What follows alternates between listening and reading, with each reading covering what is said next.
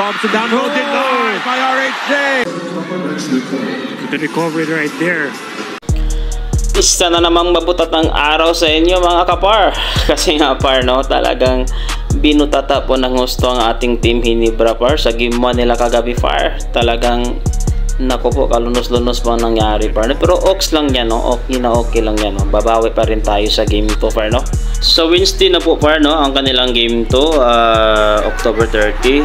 Check no, babawi tayo dyan. At si coach team po na talagang bahala dyan mga par no. Talaga pong walang nagawa par ang ating opensa at mga depensa po no. Talagang halos lahat po no, inalat talaga sa laro par. Pero check talaga babawi mga idol natin sa game 2 par no. Grabe ka sa par. Grabe ang depensa talaga ng TNT par no. Talagang naging halimaw po par si RHG no, or si Jefferson, ang kanilang import. Talagang pakiramdam ko parang sinaniban talaga siya ng kaluluwa ni Kobe par no. Kasi nga magkamukha sila Right there. talagang sinupalpal niya par no, mga dakdak ni Idol Japit natin. Dalawang dakdak talagang nire-recheck lahat no. Sana alala ko kagabi kung napanood niyo ang laro par. Naku po, talagang nanimaho ginuguma par no. ang mga palak ni RHT, grabe par. At ito din kasi po si Ray ng Batak par no, talaga pong siya po talaga no, ang isa din sa nagbuhat sa kanilang team par. Kasama si RHT, talagang nabuhat pa nilang team par no. Siya po talagang naging player of the game par. Nung unang opening pa lang daw, nasa interview na, talagang kinabahan siya no, kabado siya, bigla siyang kinabahan sa pag-opening. Pero hindi na siya akalain, talagang siya pa talagang isa no sa nagpanalo po sa kanilang team par. Talagang nabugbog ng gusto par ang ating team, pero check na babawi po ang ating team. At ito pa ang matindi par no. Ito po si Jason Castro par no.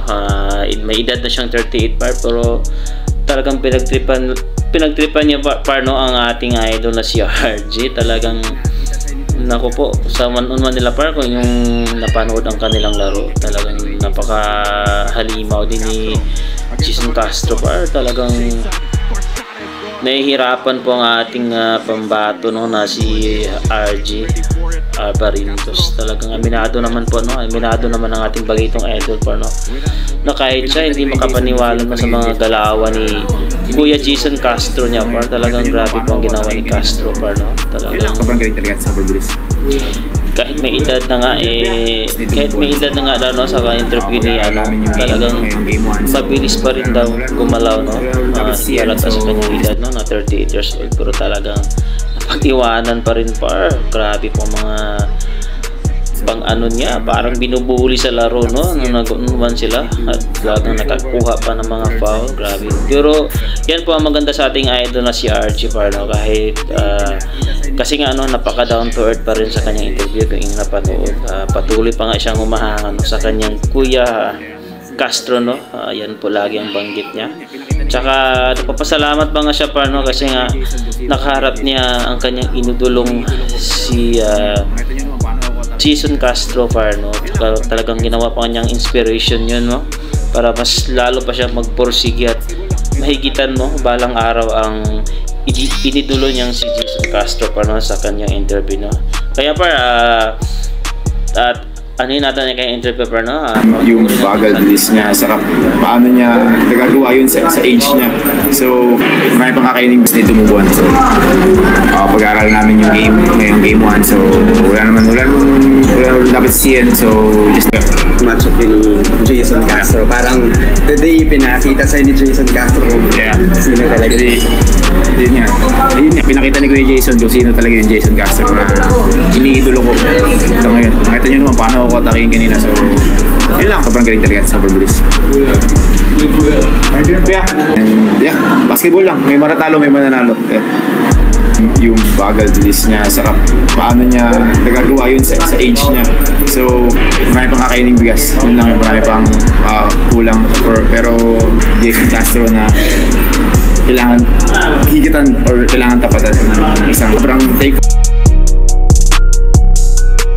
At yun nga par no, narinig niyo ang kanyang interview. Talagang napaka-humble na bata, talagang napaka-down to earth no. Ganyan lang dapat no mga player natin no, para ang mga fans natin ay talagang lubusan pa rin susuportan no, at maiwasan natin ang mga mangbabash na talagang napakabait na bata par, at alam natin malayo pa ang kanyang marating par, no? Kaya par, sabi niya, no, babawi talaga sila sa game to, no? Kasi nga par, no, nung ini-interview din si team ko ng kanilang coach, talagang sinabi niya par na talagang TNT took away our strengths, no, and embarrassed our defense. So katumbas par, no, talagang winalang hiya lang po ang kanilang mga hinahandang depensa at opensa pa, no. Talagang naalis po, no, ang kanilang angas, no, dahil talagang mas maangas po talaga ang TNT par, no, sa larong pinapakita nila kagabi par. So ayan par, no. Although may nagawa din naman, no, ang ating idol na si Justin Brownlee par, no. Kaya nga lang talagang kinapos po, no, talagang ginalat po ang iba sa kanya mga kasamahan par, no. Kaya po to natalo tayo par, no, sa 104 to 88 points par ang final. Kaya lampas halos 20 points po talaga ang kalamangan par, no. Kaya okay lang yun, no, babawi tayo sa game to. Yeah. At ayan par, no, babawi talaga tayo sa game to, no. Abangan natin yan par. Ngayon ang Mercolis, no, October 30, 7:30 PM pa rin par, no. Kaya kita-kits ulit tayo par, no, sa ating next update. Nandito lang po tayo par, ang inyong kabistak, no, ang inyong kabisakol, Bisayang dakong commentator. Ayun.